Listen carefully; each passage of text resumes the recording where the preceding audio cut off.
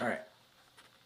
Article 3 of the Constitution. So what is Article 3? The judiciary. The judiciary says, this Article 2, that's Article 4. All right. It says judicial power of the United States shall be vested in one Supreme Court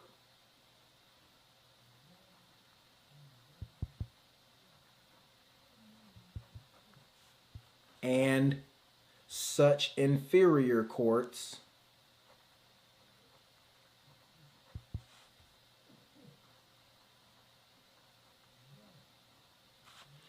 as Congress may from time to time ordain and establish. So who creates inferior courts? Congress, the legislative branch, right? So because why? They're going to write statutes and certain things they can enforce through those courts, right? That's a definition in and of itself. An inferior court is a very specific thing, and you have to go to the common law of England to know what an inferior court is. They said a Supreme Court. Okay, well, a Supreme Court is something, everybody has a Supreme Court. That's what I'm getting to. Everybody has a constitution. Every country has a written constitution where they create government and tell that government what they can and can't do. But when you look at our constitution, you can't say, oh, well, that's a constitution like that's a constitution. No, when you go to our constitution, you got to go back to ancient England to understand why they set it up the way they set it up. So the judiciary branch says there is one Supreme Court. Remember, we're talking about federal things because we're talking about the federal constitution. Your state has a constitution. If you were born in one of the original 13 states, that original constitution has never been repudiated, has never been repealed or amended. Everything in that original constitution stands today. Otherwise, they got to stop calling it the name of the state. All right. But they said federal, one Supreme Court and such inferior courts as Congress may from time to time establish, right? So you got a Supreme Court and then you got inferior courts. Then they tell you what type of cases these two courts can hear. So they said we got a Supreme Court, which we know what the Supreme Court can do. It can hear all the cases arising under the Constitution. And then inferior courts are specific to specific statutes. In a nutshell. What an attorney say, generally. Like, we know you about to lie.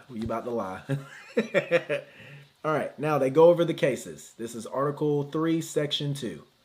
They say, judicial power shall extend to all cases. Then they tell you those cases. They said cases in law, equity,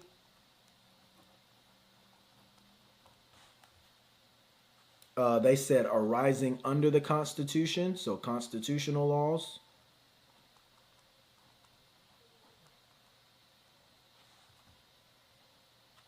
Law, equity, Constitution, laws of the United States. So that would be, I wrote this yesterday, you'll have the U.S. Corp. So those would be statutes, issues about statutes. So I'll put U.S. Corp. laws. Laws of the United States, and then they got one called treaties. All right, so they got, these are the types of cases so far. They got cases about law, equity, the Constitution, United States laws, statutes, treaties made with other governments, or which shall be made under their authority. So there may be some already made because the Constitution says that everything that was under the Articles of Confederation are still in play in the federal Constitution, right?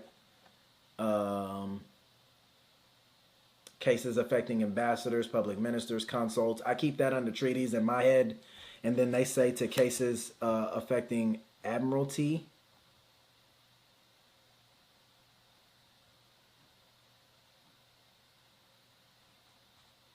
plus maritime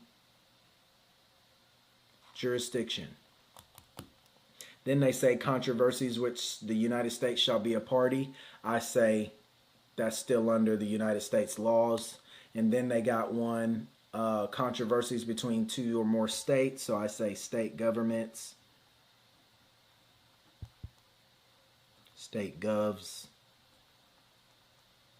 Then they say issues of citizens. They say between a state and a citizen of another state, different states, states claiming land grants. So land grants is a type of case they can hear.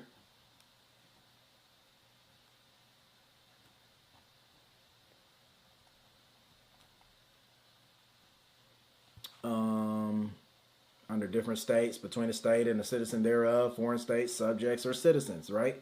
All right, bet. So I put citizens.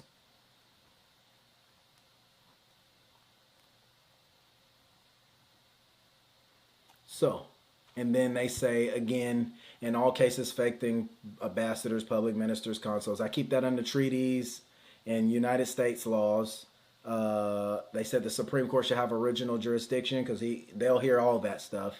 And then all other cases mentioned, the Supreme Court shall have appellate jurisdiction. That means that if something goes wrong on the lower courts, typically with a magistrate, you'll appeal all the way up to the Supreme Court, and then they will give you a constitutional answer on whether something was constitutional or not. Right? So they say issues of law, appellate jurisdiction, law and facts, exceptions under regulations, and Congress shall make. All right. Then they say the trial of all crimes. So what's that? That's criminal law.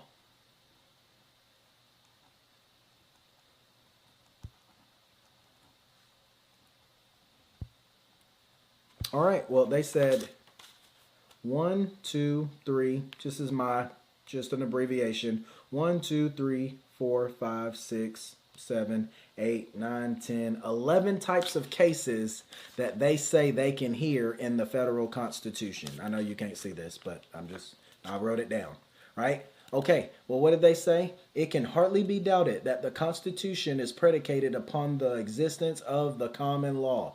This has not been denied by any person who has maturely weighed the subject and will abundantly appear upon the slightest examination. You say you can give it a half glance. Oh, yep. Common law of England. You got to go to the common law to understand that.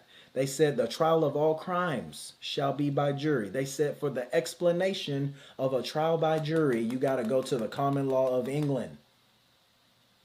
They said for the mode of conducting a trial by jury, you got to go to the common law of England. How they do it, why they do it this way. Okay, you got to go to the common law of England to understand that. They said judicial power shall extend to all cases in law. This is inexplicable. They said the first thing they want to talk about is in law. Okay, well, this is inexplicable without reference to the common law. So what is the law? Well, to the people of England who wrote the Constitution, okay, well, the common law of England is their law. They said, what is a writ of habeas corpus? You got to go to the common law. I'm sorry. They said the common law is not only supposed by the Constitution. So what they say? They say law. Okay, well, what's that? That's the common law of England. Bet. What's equity? Okay, well, that's defined properly by going to the common law of England and why they did what they did in relation to equity. So what are the restrictions placed on equity jurisdiction? How are they supposed to move in equity according to how they did it in ancient England? Constitutional laws, all constitutional questions, they have to measure the issue that arises before them based on the common law of England. Statutes, we just went over that, right? What they say? They said under the basic rules of construction of the laws of the United States, they cannot write statutes that impair rights given under the Constitution. So that would be one of the types of cases they would hear on a day-to-day basis. Superior and inferior courts. They said treaties. So things they've made with other governments in the past. Okay, well, they can't enforce those things if they supposed to take away rights. Because what's the purpose of government? Thomas Jefferson said it in the Declaration of Independence. The purpose of government is to secure rights, not to pay people's bills. but to secure rights. So they can't get in any treaty and enforce something in that treaty that would presuppose to take away people's rights. Does that make sense?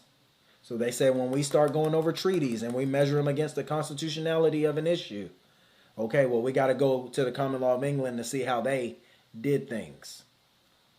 Admiralty, maritime jurisdiction. What is that? This is twofold. Admiralty is a type of law and it's a jurisdiction of the court, right? Maritime is a type of law and it's a jurisdiction of a court. It's how they do things inside of a court. It's a court proceeding and it's a type of law. Then they said state governments. Okay, well, how are we to relate to state governments? We got to measure it how they did it. Well, to the states, they have to consider the state constitutions, but they're all going back to the common law of England to understand what the issue is and how they did it in ancient England. Not that they can't do new stuff, but there's a backdrop on how they are to see the issues that arise before them. Does that make sense? So they said land grants. Okay, well, we got to see how they did it in ancient England, how they set it up here, and then we're going to measure it against the Constitution and how they did it in England. They said citizenship. Okay, well, there's going to be different things they're going to do now that they wouldn't have did in England. So we're going to go to the common law of England to see what is in favor of the people. And then they said criminal law. Okay, well, criminal law means something different in ancient England than it do in Rome and France and Spain and other parts of Africa and other parts of the world. So we got to go to the common law of England to understand what criminal law is to look like in this country, right? So like I said earlier, they got this thing called a breach of peace. Okay, well that is criminal. That is the criminal law at common law.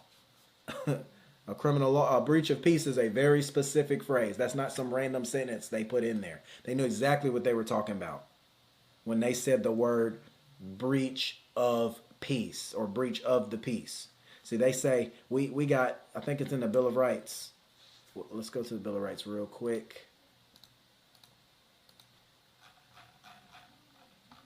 But they say in all criminal prosecutions, the accused shall have no. Yeah, here we go. It says the Fourth Amendment says the right of the people to be secured in their persons, houses, papers, effects against unreasonable search and seizures shall not be violated, and no warrants issued. There we go. No warrants issued but upon probable cause or oath or affirmation. Okay, well, when you start studying those warrants and probable cause and oath and affirmation, okay, you're going to end up at this phrase called the breach of peace, because they have to go to England to understand what were the rights of the people then and why did they cherish them so deeply. And then through understanding that, you'll see the restrictions placed on the government as to why they can't do the things they abuse every single day, right? So yeah, those are the types of cases that they can hear in the judiciary. So they say law, equity, the constitutional laws, federal laws, treaties, admiralty and maritime jurisdiction, issues between states, land grants, the issues between the people, citizens, and criminal law. They said for the interpretation of the powers given to the government by way of the Constitution, you have to go to the common law of England to understand what the government can and cannot do. Does that make sense?